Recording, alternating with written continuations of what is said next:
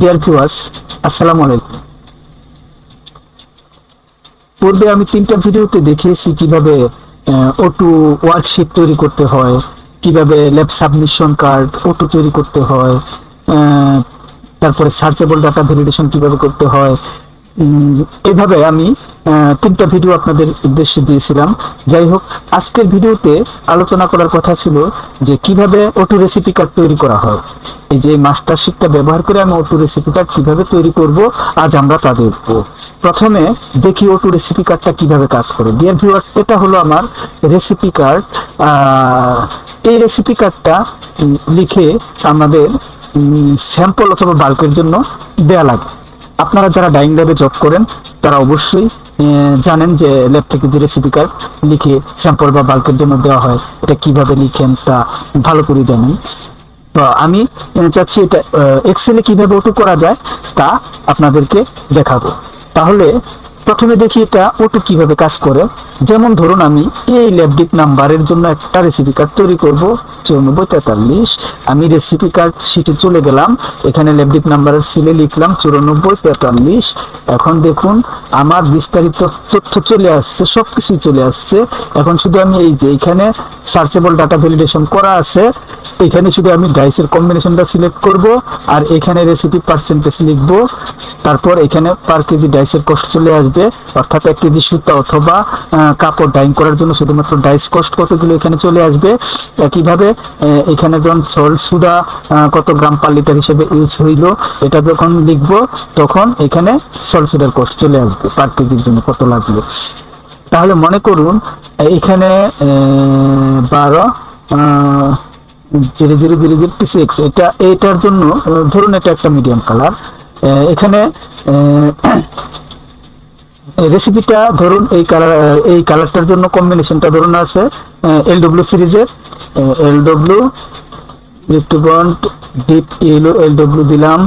ধরুন আপনার যা একটা কম্বিনেশন ধরে নিলাম যে এই কম্বিনেশন আছে রিক্টবন্ড ডিপ রেড LW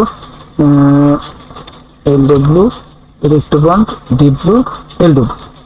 ধরুন আমার এই ল্যাবডিপ নাম্বারের জন্য যে রেসিপিটা আছে তার কম্বিনেশন হলো এটা, এবং রেসিপিটাও ধরে নিলাম ধরুন 0.24, ধরুন 0.22, ধরুন 0.26 এটা।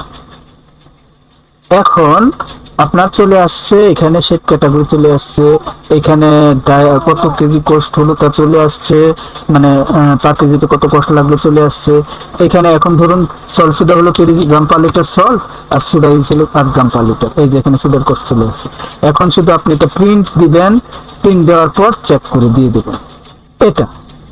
তাহলে আপনি কিভাবে এই কাজটা আপনার ল্যাবের জন্য করে নেবেন, তাহলে চলুন দেখি। ডিয়ার ভিউয়ার্স, আমি এই শীটটার মধ্যে দেখানোর চেষ্টা করব।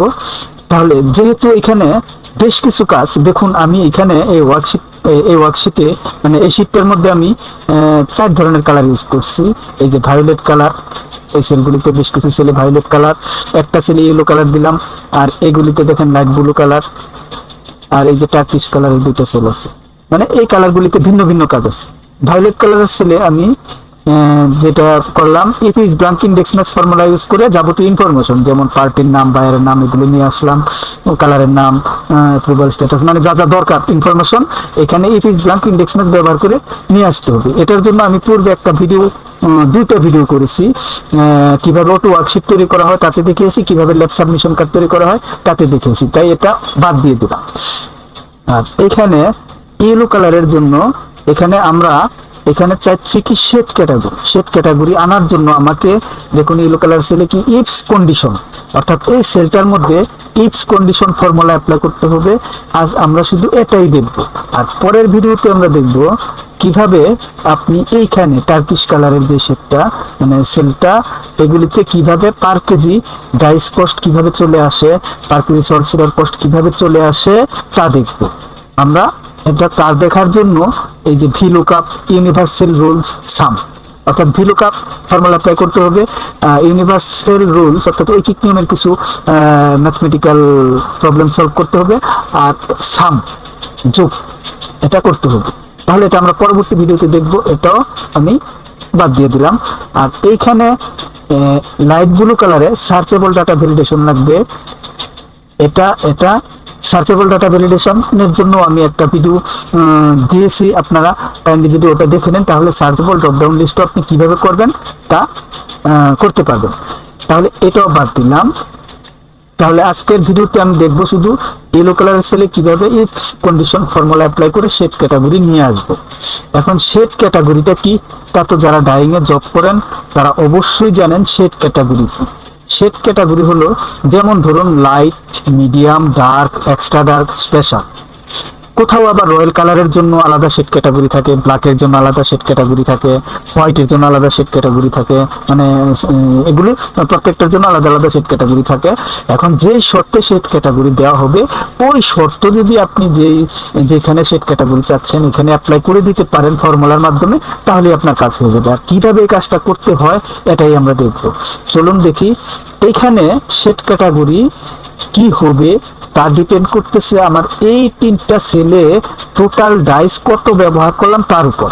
অর্থাৎ আমি যেই কম্বিনেশনে মানে কালারটা করা হলো ওই কম্বিনেশনের রেড, ইয়েলো, ব্লু বা যেই কালারই থাক এগুলো টোটাল যোগফল যদি আমার এই শর্ত অনুযায়ী হয়, অর্থাৎ যদি 3টার যোগফল 0.5 এর চেয়ে কম অথবা সমান হয় তাহলে লাইট ক্যাটাগরি শেড, আর যদি 1.5 এর চেয়ে কম অথবা সমান হয় মিডিয়াম ক্যাটাগরি, 3% এর কম অথবা সমান হলে ডার্ক ক্যাটাগরি। এই শর্তগুলি শুধু আমি এখানে অ্যাপ্লাই করে দেবো ফর্মুলার মাধ্যমে, তাহলেই আমার রেজাল্ট চলে আসবে। যেমন এখানে ধরুন আমি এটা চাচ্ছি শেড ক্যাটাগরি আনতে, তাহলে আমি যে ফর্মুলাটা অ্যাপ্লাই করতে হবে এই ফর্মুলাটা চলুন অ্যাপ্লাই করি। প্রথমে ফর্মুলা অ্যাপ্লাই করতে হলে ইকুয়াল সাইন ইউজ করতে হয়, করলাম। এখন আমার ফর্মুলা হলো ইফস ফর্মুলা।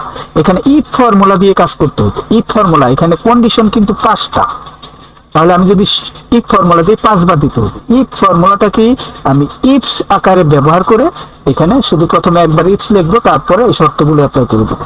তাহলে দেখি, প্রথমে ইকুয়াল সাইন ইউজ করুন, তারপরে ইফস লিখুন, IFS ইফস।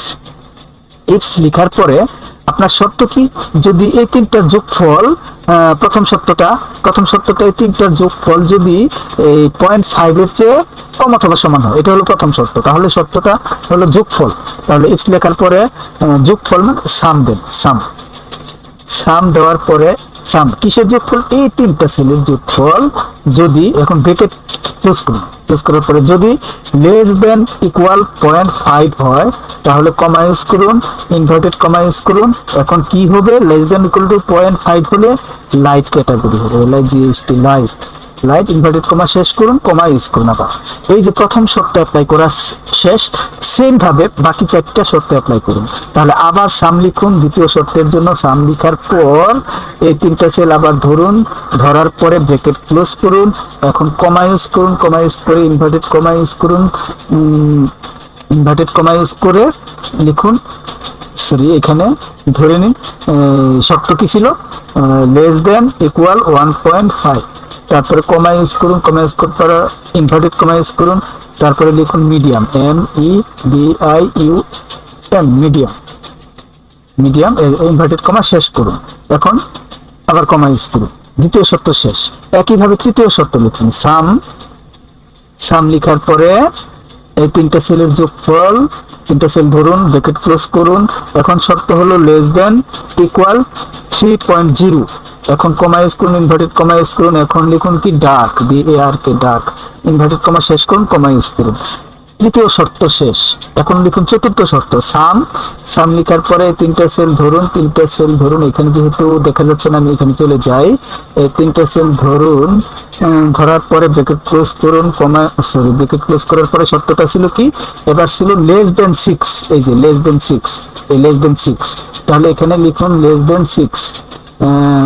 দেন 6.0, তাহলে এটা হলে এখন কমা ইউজ করুন, কমা ইউজ করার পরে ইনভার্টেড কমা ইউজ করুন, ইনভার্টেড কমা ইউজ করার পরে লিখুন কি extra dark, EXTRA extra dark, extra dark, inverted comma শেষ করুন। মানে চতুর্থ শর্ত অ্যাপ্লাই করা শেষ। এখন পঞ্চমটা, কমা ইউজ করার পরে সাম লিখুন, লিখার পরে একইভাবে আপনি আবার এই 3টা সেল ধরুন, ধরার পরে ব্র্যাকেট ক্লোজ করুন, ক্লোজ করে এখন শর্ত হলো কি গ্রেটার দেন ইকুয়াল 6, তাহলে গ্রেটার দেন ইকুয়াল 6.0। এখন কমা ইউজ করুন, ইনভার্টেড কমা ইউজ করুন, এখন লিখুন কি স্পেশাল, এখন ইনভার্টেড কমা শেষ করুন। এখন কিন্তু আমার ফর্মুলা অ্যাপ্লাই করা শেষ। এখন শুধু ব্র্যাকেটটা ক্লোজ করে দেই, ব্র্যাকেটটা ক্লোজ করে দেওয়ার পরে এন্টার ক্লিক করুন, আপনার শর্ত অ্যাপ্লাই হয়ে গেছে। এখন আপনি শুধু এখানে রেসিপি লিখবেন, কম্বিনেশন সিলেক্ট করে রেসিপি লিখবেন, আপনার এখানে অটো সেট ক্যাটাগরি চলে আসবে। যেমন ধরুন আমার শর্ত আছে এক্সট্রা ডার্কের জন্য 3 থেকে বেশি 6 থেকে কম লাগবে, তাহলে আমি 3টার যোগফল 3 থেকে বেশি 6 থেকে কম হয় এমন একটা লিখি। যেমন ধরুন 1.5 আছে ইয়েলো, রেড আছে ধরুন 2.4, আর ব্লু আছে ধরুন 4%, ধরুন 3%, তাহলে এটা স্পেশালে চলে গেছে, অর্থাৎ টোটাল 6% বেশি হয়ে গেছে। আচ্ছা আমি যদি এখানে রাখি 0.8 আর এখানে রাখি 2.0, তাহলে দেখুন এই 3টার যোগফল হলো কিন্তু কি 6 এর কম 3 এর বেশি, তাহলে আসলো কি এক্সট্রা ডার্ক। হ্যাঁ, এইভাবে আপনার চলে আসবে সব। তাহলে ডিয়ার ভিউয়ার্স, আজকে আমরা শিখলাম শেড ক্যাটাগরি কিভাবে আপনি অটো রেসিপি কার্ডে নিয়ে আসবেন, এটা শিখলাম। এই পরবর্তী ভিডিওতে আমরা দেখব কিভাবে এখানে পার কেজি ডাইস কস্ট অটো চলে আসে, কিভাবে পার কেজি সল্ট সুটার কস্ট অটো চলে আসে। এই যে এখানে দেখুন সল্ট সুটার ধরুন, এটার জন্য আমি ধরুন সল্ট সুটার ধরলাম 70 গ্রাম পার লিটার ধরলাম সল্ট, 18 গ্রাম পার লিটার ধরলাম সুডা, তাহলে এই যে চলে আসছে। একইভাবে মানে যেটাই লিখেন আপনি যাই দেন এভাবে চলে আসবে। পরবর্তী ভিডিওতে আমরা দেখব কিভাবে পার কেজি ডাইস কস্ট এবং সল্ট সুটার কস্ট চলে আসে। তাহলে পরবর্তী ভিডিও দেখার আমন্ত্রণ রইল। ডিয়ার ভিউয়ার্স, আপনারা যারা আমার চ্যানেলটা এখনো সাবস্ক্রাইব করেননি দয়া করে সাবস্ক্রাইব করে রাখুন আর পাশে থাকুন। আমি ডাইং ল্যাব ম্যানেজমেন্ট রিলেটেড, অর্থাৎ ডাইং ল্যাবের ইন্টারনাল ম্যানেজমেন্ট, অর্থাৎ কিভাবে auto recipe card, auto worksheet, auto lab submission card, তারপর অটো ওয়ার্ক অর্ডার, তারপর আরো অটো স্টিকার, আরো অনেক কিছু আছে যা আপনারা যদি এইভাবে শিখে যদি আপনাদের ল্যাবে ইমপ্লিমেন্ট করতে পারেন তাহলে আপনাদের ল্যাবের কাজের ইফিসিয়েন্সি মনে করুন বর্তমানে যা আছে তার চেয়ে 100% বেড়ে যাবে। আমি যেই লোক দিয়ে এখন কাজ করতেছেন তার চেয়ে 30 থেকে 50% কম লোক দিয়ে আপনি এই সাপোর্টটা দিতে পারবেন। ইনস্ট্যান্ট সব ইনফরমেশন পেয়ে যাবেন, অর্থাৎ কিভাবে পার ডে মানে যেই আপনি সারাদিনে কি কাজ করলেন, কয়টা কোন বায়ারের কোন কাজটা শেষ হলো, কোনটা কোন পর্যায়ে আছে, এটাও মানে এক ক্লিকেই আপনি পেয়ে যাবেন ইনশাল্লাহ। এই সকল কাজগুলো আমি আপনাদেরকে দেখানোর ইচ্ছা আছে, যদি আপনারা সাথে থাকেন আর আমাকে সাপোর্ট করেন ইনশাল্লাহ আমি আপনাদের পাশে আছি। পরবর্তী ভিডিওতে আমি যেটা দেখাবো বলেছি এটা দেখার জন্য আমন্ত্রণ রইল, আর দয়া করে সাবস্ক্রাইব করে রাখুন, লাইক শেয়ার করে আরো অন্য কাউকে এই কাজগুলি দেখার জন্য বা বোঝার জন্য দিতে পারেন। তাহলে আজকে এ পর্যন্তই, ভালো থাকবেন, সুস্থ থাকবেন, আল্লাহ হাফেজ।